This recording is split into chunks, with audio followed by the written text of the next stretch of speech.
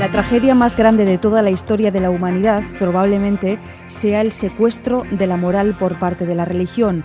Arthur C. Clarke, escritor.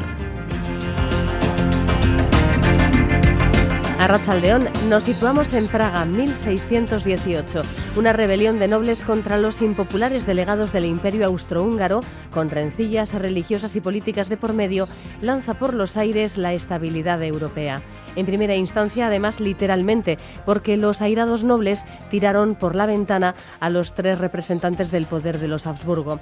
Y en segundo lugar, porque este episodio marcaría una auténtica guerra civil en Europa, donde se produjo un encadenamiento de conflictos que duraría 30 años. Como telón de fondo, la pugna de poder entre Borbones y Habsburgos, los Austria y la Casa Real francesa, aunque la guerra de los 30 años acabaría implicando a muchos más países. En el cuarto centenario del inicio de la contienda, el historiador Imanol Merino nos plantea hoy las claves de este importante episodio de la historia de Europa.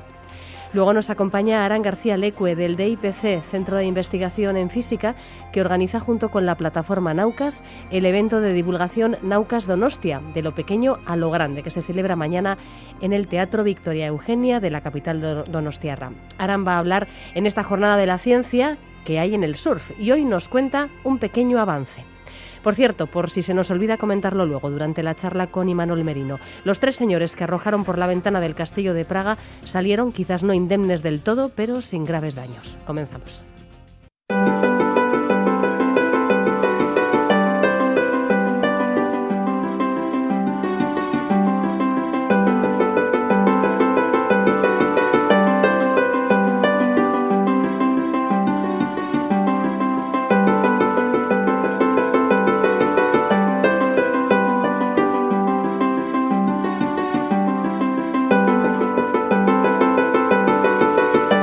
Hace 400 años, el 23 de mayo de 1618, 3 altos funcionarios del Reino de Bohemia fueron arrojados por una de las ventanas del Castillo Imperial de Praga.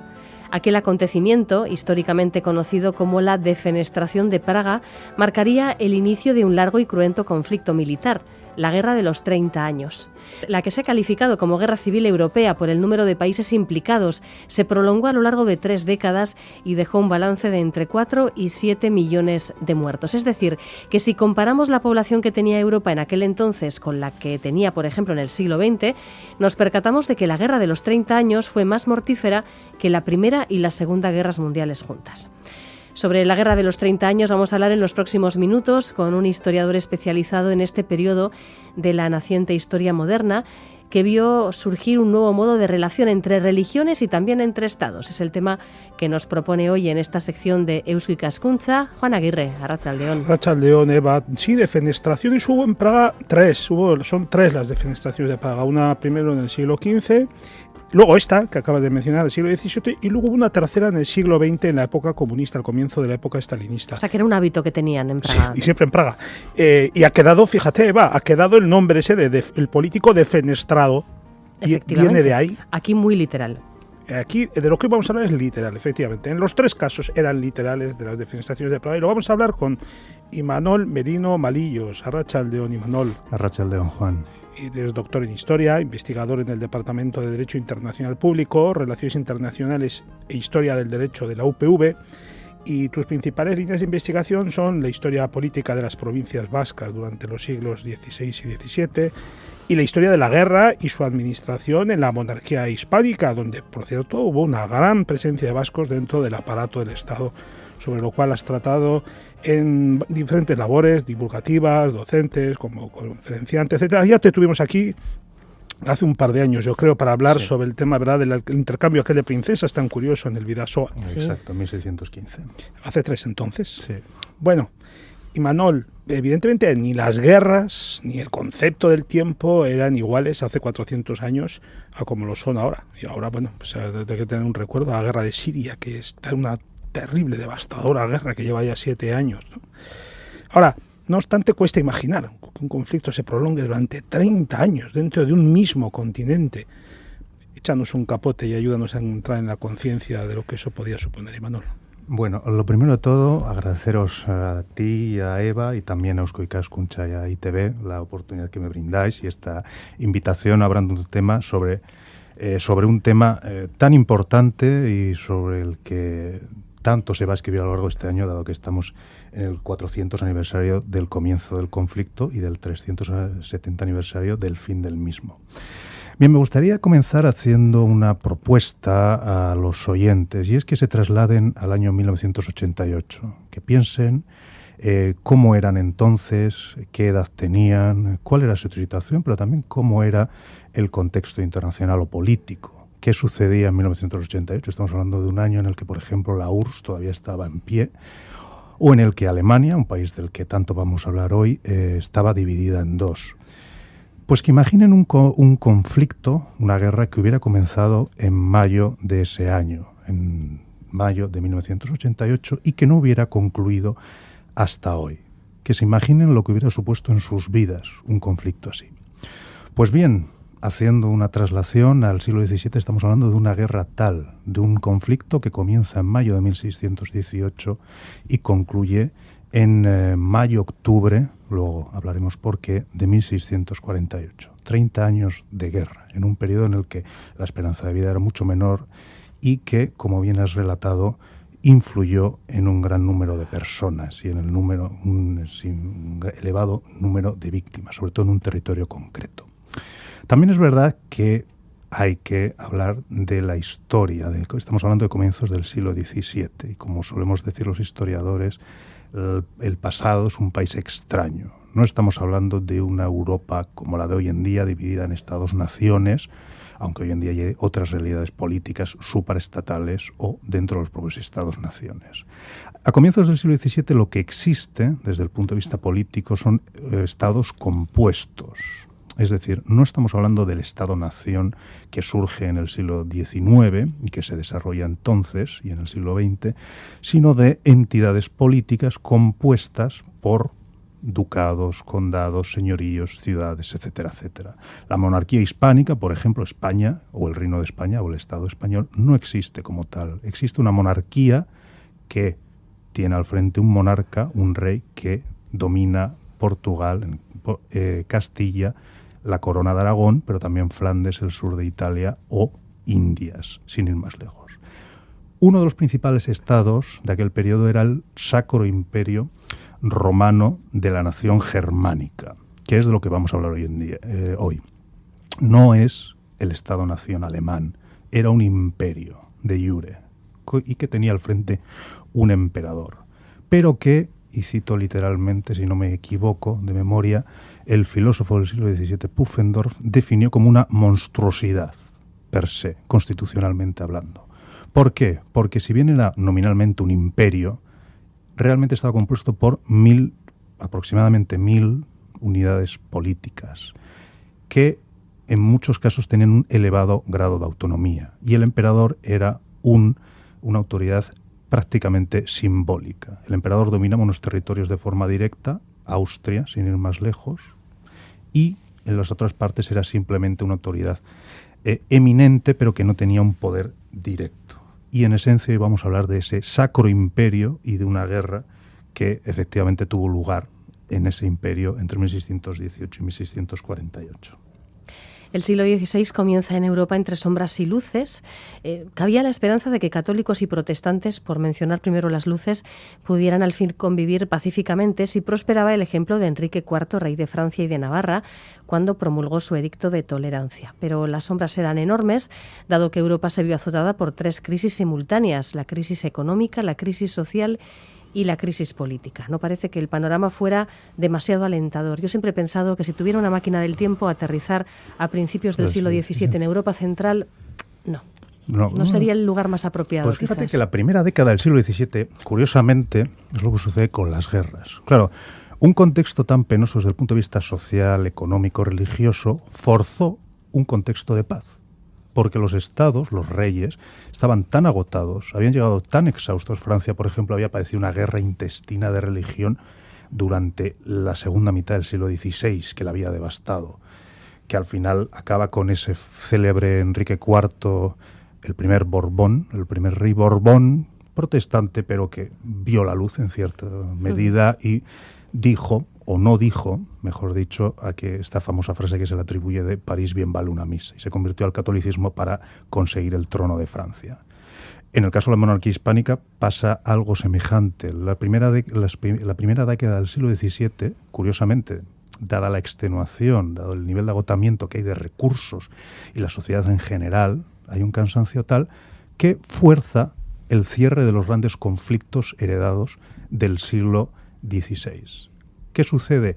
Que se cierran, pero en cierta medida en falso, que luego acabarán estallando ya en la segunda década a partir de la Guerra de los 30 años. Pero es verdad que la primera década, entre 1600 y 1610 aproximadamente, entre 1598, mejor dicho, que ya ahí se firma la paz de Vervins, comienza un cierre de conflictos que dará un relativo periodo de paz, pero prácticamente impuesta por las circunstancias, aunque posteriormente se reabrirán esas heridas.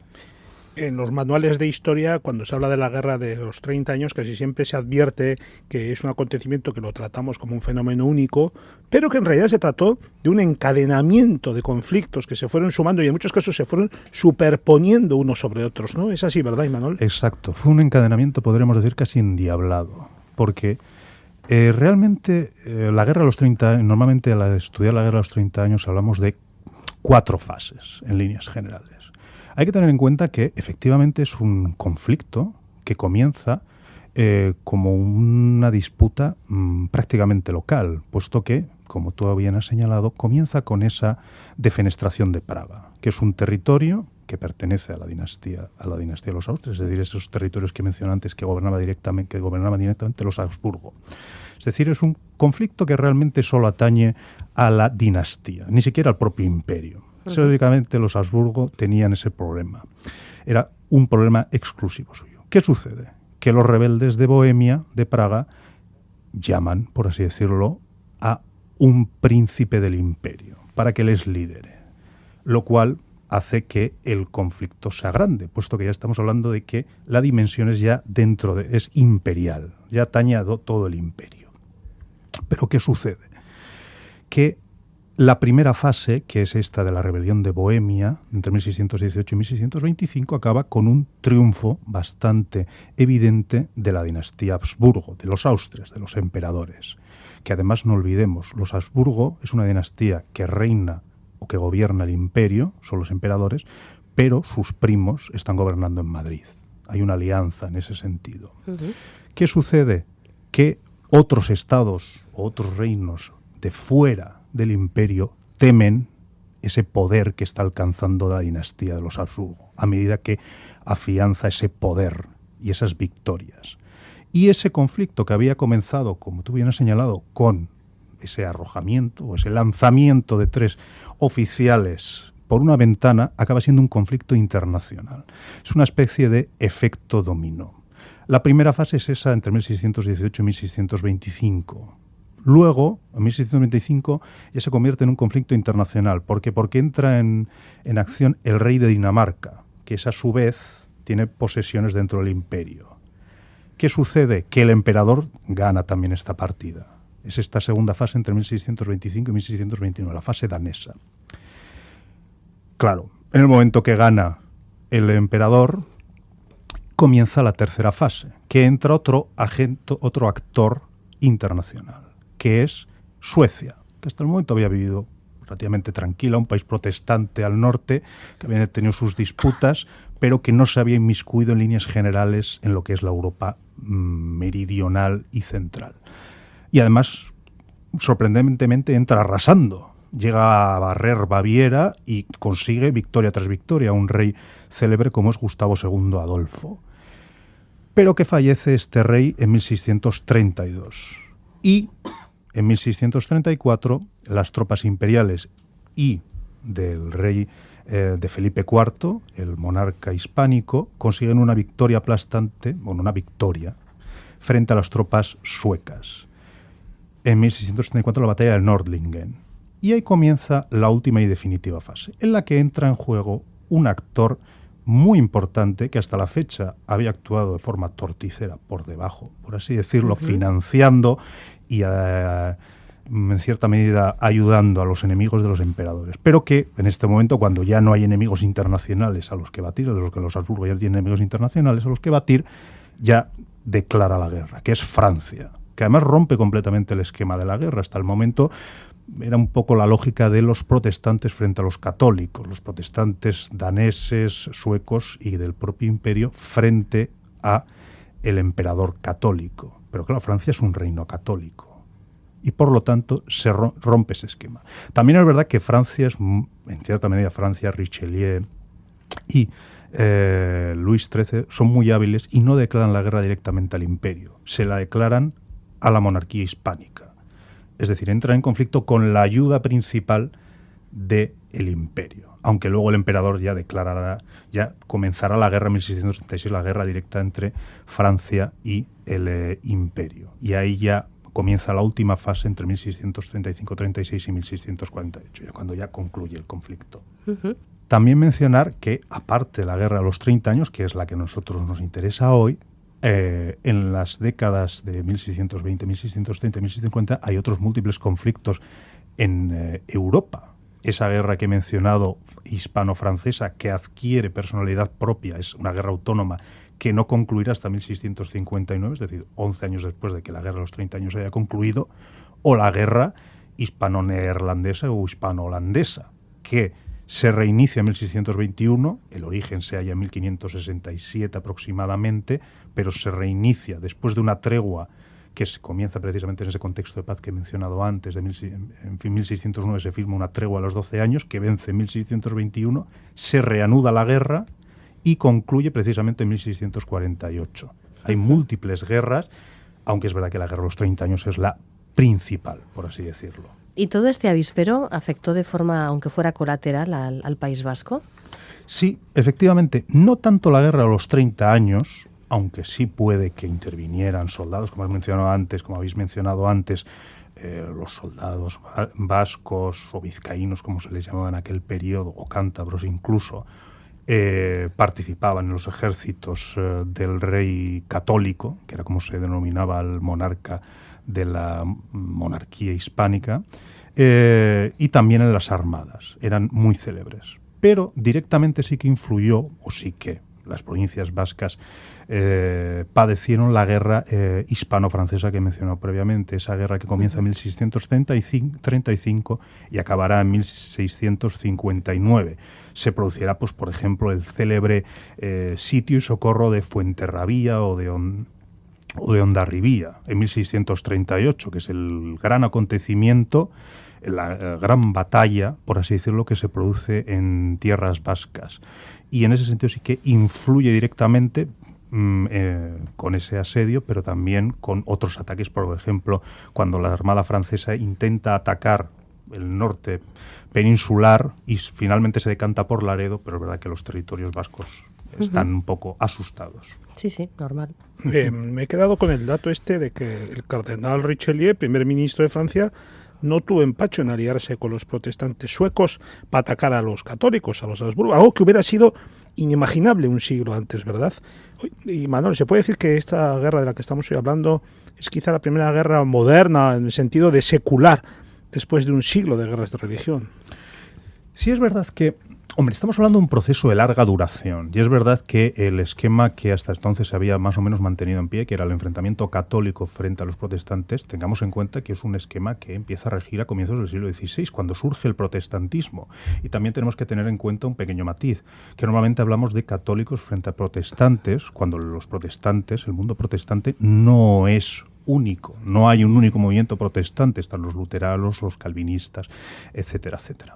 Sí es verdad que ese esquema, por así decirlo, se rompe y a partir de ahora va a empezar a regir otro argumento u otras motivaciones. Ya, precisamente tengo aquí apuntada una frase bastante interesante que lo mencionó uno de los actores que participó en las negociaciones de la Paz de Westfalia, que él decía así: la razón de Estado es una cosa maravillosa porque desplaza todas las demás razones. Y es verdad que esto es lo que empieza a imponerse ahora.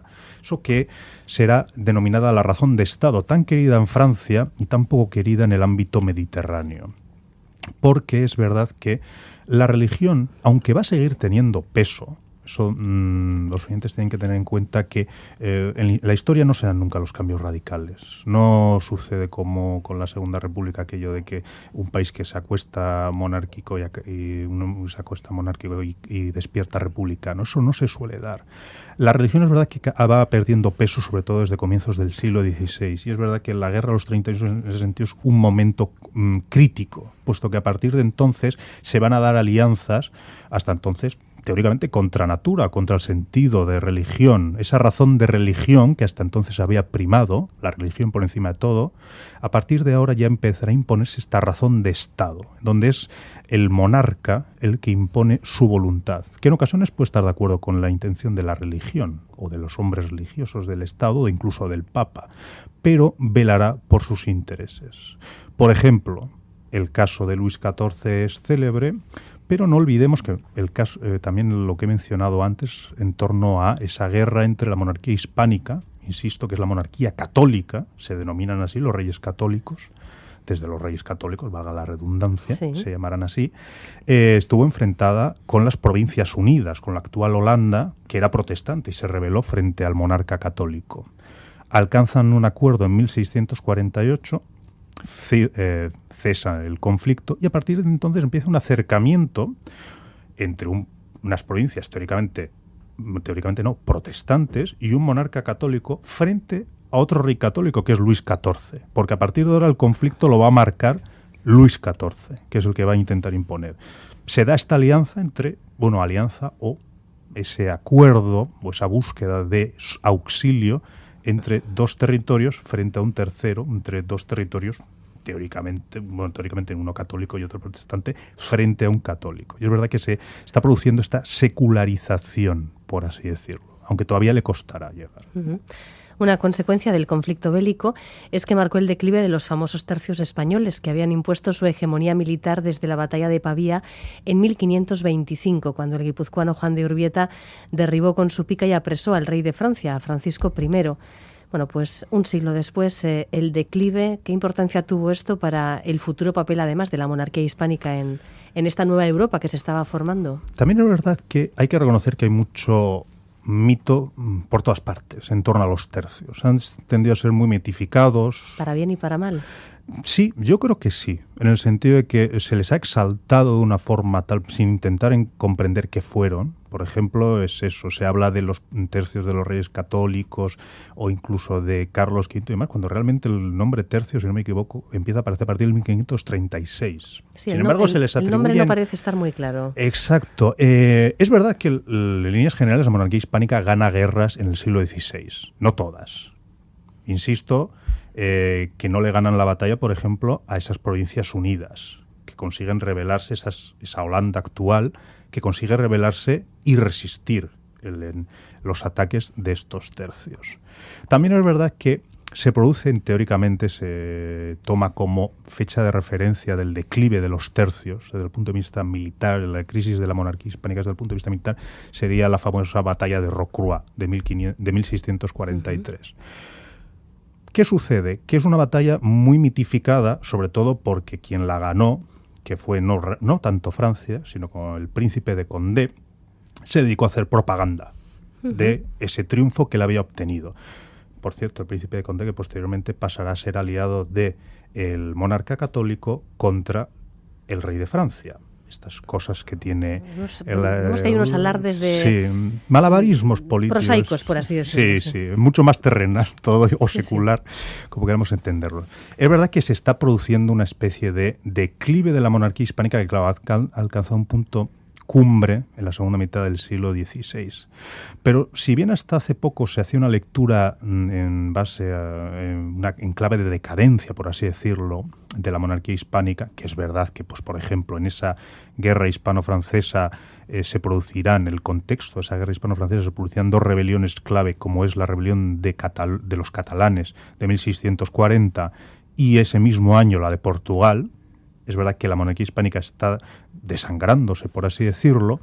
En la segunda mitad del siglo XVII se produce lo que algunos historiadores están denominando como la resiliencia. Es decir, la capacidad de resistencia que demuestra una monarquía que hasta hace poco se consideraba moribunda, pero que sin embargo sobrevivió a lo largo de la segunda mitad del siglo XVII sin aparentes problemas, incluso plantándole cara al todopoderoso y nunca suficientemente exaltado Luis XIV, el famoso Rey Sol, cuya también campaña de propaganda no le va a la zaga de la del príncipe de Condé. Por lo tanto, es verdad que la monarquía hispánica ya deja de ser ese actor clave. Bueno, sí sigue siendo un actor clave, pero no es el enemigo principal. Ahora va a ser Francia en líneas generales, pero sí que muestra esa resiliencia, por así decirlo, esa capacidad de resistencia frente a la decadencia, frente a la crisis. De modo que después de 30 años de guerra, en 1648 se firma la paz de Westfalia, donde se procedió a un nuevo reordenamiento del poder político en Europa. Bueno, resumidamente, Imanol, ¿cuáles se puede decir que fueron las consecuencias? Y si se puede hablar así, ¿qué potencias salieron ganadoras y perdedoras de esta larguísima contienda? En líneas generales, después de este conflicto, que insisto, lo que hace es desangrar a Alemania, o el Sacro Imperio, para ser más precisos. Si queremos hablar de vencedores, habría que señalar obviamente a Francia, que a partir de ahora va a ser el gran árbitro de Europa. Suecia también, que entra ahí y entra en el ámbito internacional como un actor muy destacado.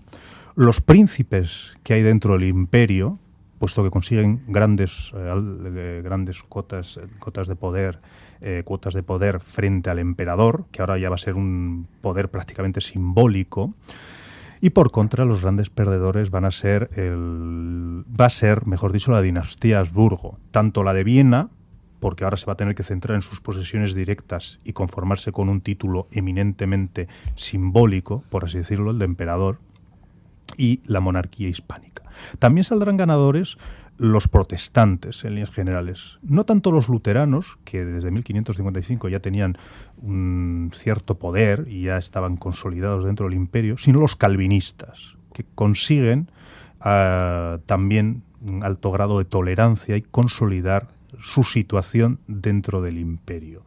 También es verdad que a partir de ahora ya se va a olvidar esa idea de que tenían siempre los emperadores de de un dominio absoluto de la cristiandad, el emperador como la cabeza de la cristiandad, y ahora surgirá un nuevo sistema en el que se establecerán relaciones entre iguales, por así decirlo, en el ámbito de las relaciones internacionales. Ahora ya nadie aspirará a esa hegemonía y a liderar la cristiandad, por así decirlo.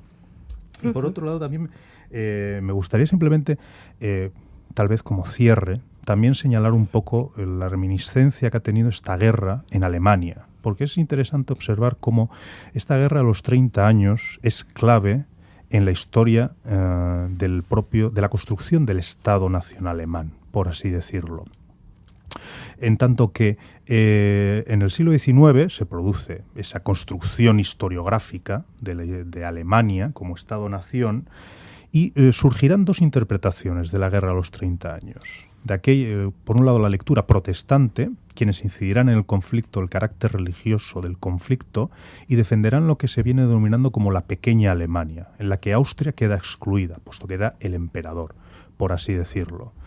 Y por otro lado está la lectura de la gran Alemania, que harán los católicos, que sí que incluiría el territorio de Austria. Y es interesante ver cómo, como habéis mencionado además, es un conflicto que es clave en la historia de Alemania y que incluso...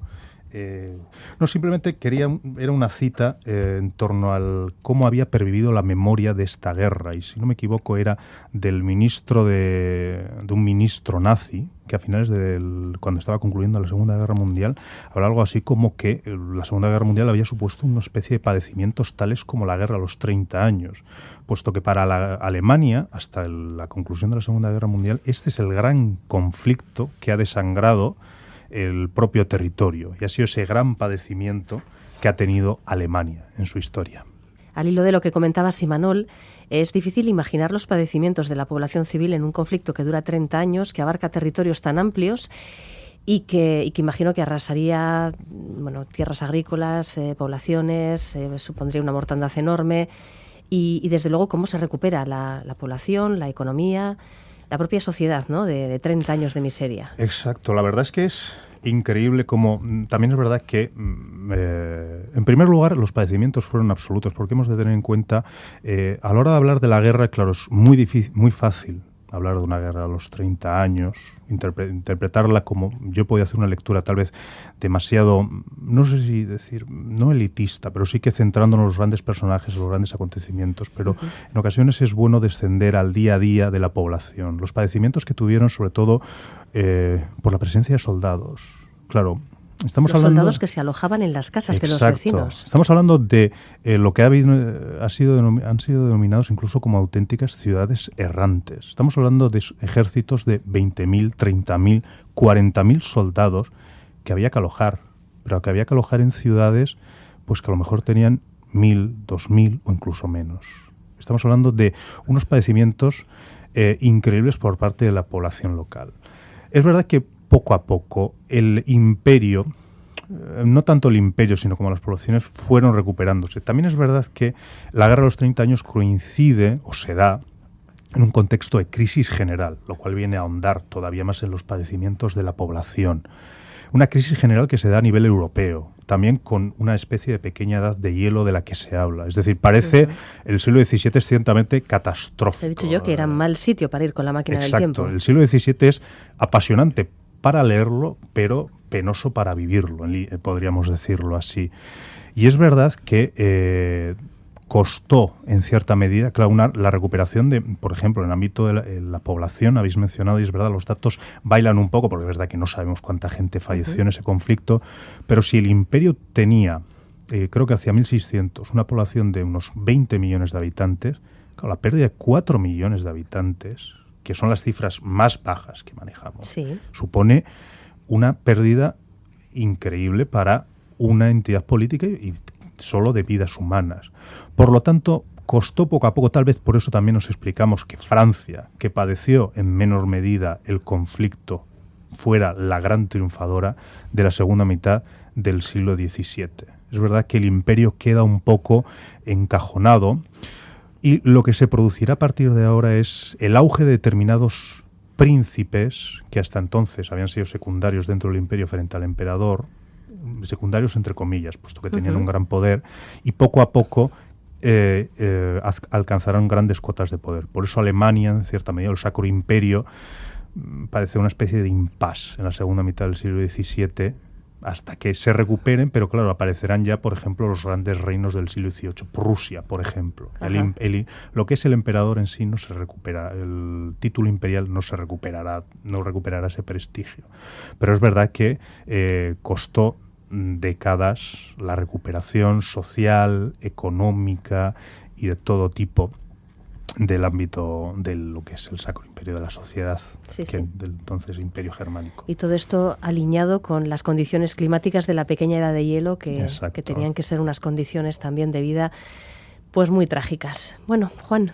Pues nada, como es un siglo apasionante, como nos acaba de explicar fenomenalmente Imanol, y nos recomienda además leerlo más que vivirlo. Eso, eso Menos vamos. mal. Venga, pues ¿por dónde empezamos? Pues para leerlo, me gustaría, para poder comprender no tanto el siglo XVII, que es muy complejo, sino lo que es, yo creo que está bien comenzar el siglo XVII comprendiendo o leyendo este gran conflicto. Recientemente la editorial Despertaferro se ha encargado de traducir el libro de un gran investigador, de Peter Wilson, titulado así, La guerra de los 30 años, una tragedia europea. Ya el subtítulo es bastante significativo. Si no me equivoco, ha salido el primer volumen y dentro de poco saldrá el segundo, pero recomiendo encarecidamente quien quiera profundizar en el estudio o en el conocimiento simplemente, porque es importante saber de dónde venimos o qué sucedió, porque también para cuando vayan a Alemania y tal vez vean algo referido a la guerra de los 30 años, para comprender por qué esa memoria actual que hay de este conflicto. Y también es importante conocer qué sucedió en estos territorios. Insisto, está La guerra de los 30 años de Peter Wilson, que acaban de editar Despertaferro, y asimismo hay otro sinfín de trabajos referidos a la guerra de los 30 años. Por ejemplo, también una obra titulada, como no, La guerra de los 30 años, pero en este caso editada, cuyo editor es Geoffrey Parker, en donde ahí podrán comprender mejor lo que es la evolución política y militar Esta está realizada por diversos expertos y ciertamente es interesante. El primer libro sería más para comprender qué sucedía a nivel imperial y el otro sería más para comprender el desarrollo del propio conflicto y esos actores internacionales, cómo fueron interviniendo y cómo participaron. Bueno, pues lectura para este verano, por ejemplo. Exacto, yo creo que vendría muy bien. Imanol Merino, muchísimas gracias por habernos acompañado. Muchísimas gracias. Esperamos a vosotros. Tu próxima historia. Perfecto, cuando queráis. Agur, Juan. Hasta la Hasta próxima. luego. Es que ricasco, Imanol. Es que ricasco, Juan.